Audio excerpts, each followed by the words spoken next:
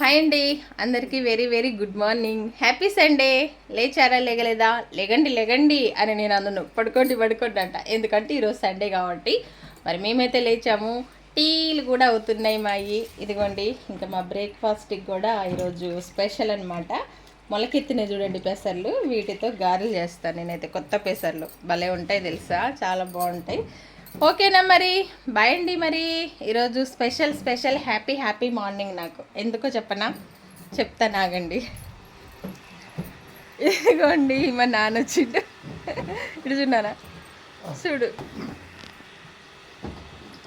ఓకేనా, తర్వాత మాట్లాడతాడు. మా అమ్మ నాన్న అయితే వచ్చిర్రు.